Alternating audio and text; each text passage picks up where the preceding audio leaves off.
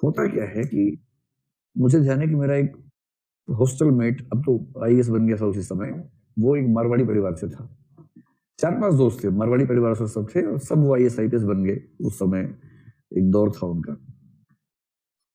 तो उनमें से एक से मैंने पूछा, वैसी बात चल रही थी हॉस्टल में कि पहली प्रेफरेंस क्या रखोगे? तो हम सब तो आईएएस वाले थे कि आईएएस रखेंगे। उससे कहा मैं आईआरएस रखूंगा। तो हमने कहा क्यों? बोले क्योंकि मैं मारवाड़ी हूँ। हम समझ नहीं था मारवाड़ी आईआरएस क्या मतलब हुआ। बोला अरे मारवाड़ी को पता है धन की भूमिका क्या है जीवन में। रेवेन्यू सर्विस है। मतलब देश का रेवेन्यू बढ़ाएंगे, लेकिन देश का बढ़ते बढ़ते अपना बढ़ जाए तो क्या दिक्कत है? रहेंगे, आईआरएस नंबर 1 पे रखेंगे। फिर उसे किसी ने बताया कि आईआरएस नंबर 1 पे कोई रख देता है ना, तो फिर भारत सरकार सुनिश्चित करती है कि सिलेक्शन नहीं हो इसका। तो क्योंकि जो चेहरे पे करप्ट लिखवा के आया है उसको तो इंटरव्यू में धो ही देते हैं।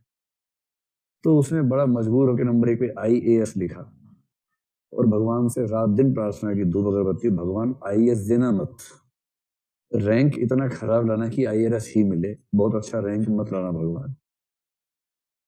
उसी समय ओबीसी आरक्षण शुरू हुआ तो भाई साहब ओबीसी में आते थे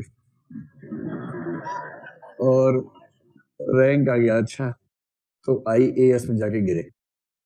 मैंने जीवन में एक ही व्यक्ति देखा जो आईएएस मिलने से दुखी हुआ था, वरना मैंने सबको खुश होते हुए देखा है। वो दुखी हो गया, बोले यार आईआरएस नहीं मिला।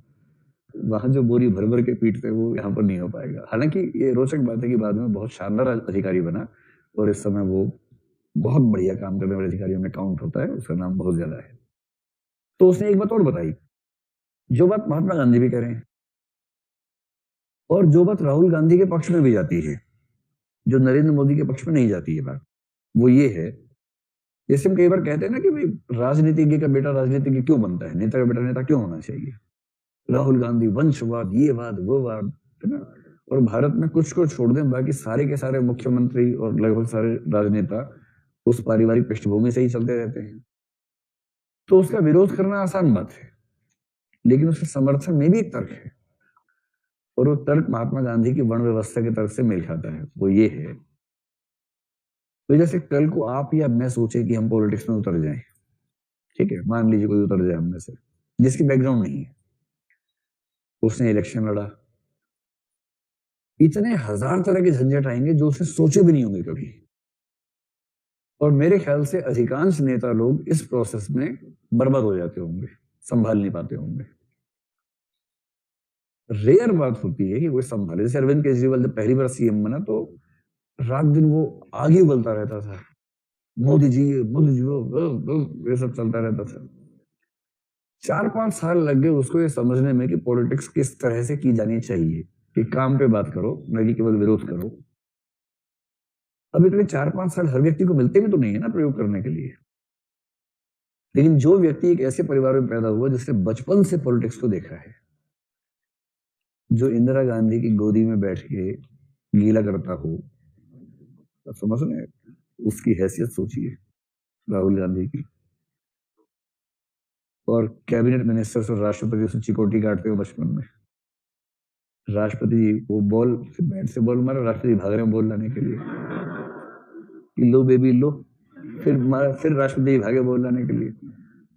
जो इस माहौल में रहा होगा, जिसके घर में बातें क्या होती होंगी कि पापा कह रहे हैं कि ऐसा करो कर्नाटक में राष्ट्रीय शासन लगा दो, ठीक है, कहा क्या लगा लो? कर्नाटक में राष्ट्रपति शासन लगा दो। इसे बचपन में सुन लिया कि ऐसे लगाते हैं, ठीक है। ऐसी बातें सुनते सुनते बड़ा हो रहा है। उसका तनाव, पापा पीएम है, पापा बैठे हैं, 3 मंत्री बैठे हैं, बच्चा खेलते हुए अंदर चला गया और बात चल रही है कि श्रीलंका में ऐसी स्थिति हो गई, आईपी की अब भेजनी पड़ेगी वहां पर। तो बच्चा बैठ के सुन रहा है कि अच्छा अच्छा भेजो पापा, बढ़िया भेज दो। अब इसकी जो ट्रेनिंग है, ट्रेनिंग का जो लेवल है, ये जब पॉलिटिक्स में आएगा तो संभावना, गारंटी नहीं है, राहुल गांधी ने साबित किया गारंटी नहीं होती है। इस बात की प्रबल संभावना है कि ये व्यक्ति बाकियों की तुलना में ज्यादा जल्दी चीजों को सीख लेगा, क्योंकि इसने बचपन से सीखा है। तो मेरे उस दोस्त ने उस समय एक बड़ी अच्छी बात बताई थी। वो सीए भी था, मेरा चार्टर्ड अकाउंटेंट था, बाद में आईएएस बना। तो मैंने कहा सीए क्यों बनेगा, आईएएस बना था? तो बोला कि Marwaris are born half CS. Marwari पैदा होते ही आधा सीए हो जाता है, बाकी केवल एग्जाम पास करने होते हैं, वो हम कर लेते हैं। तो तब तो मैंने इसको मजाक समझा, लेकिन अब लगता है वो ठीक कह रहा था, क्योंकि जिस घर में रात दिन बात इस तरह की होती होगी कि अरे इतनी पेटी आई है, ये पेटी वहां लगा दो, इतना ब्याज मिल रहा है वहां लगा दो, यहाँ से हटा दो वहां लगा दो, ये पैसा इधर करना है, ये पैसा वहां करना है, हुंडी चेक पता नहीं क्या क्या सारे शब्द सुनता होगा।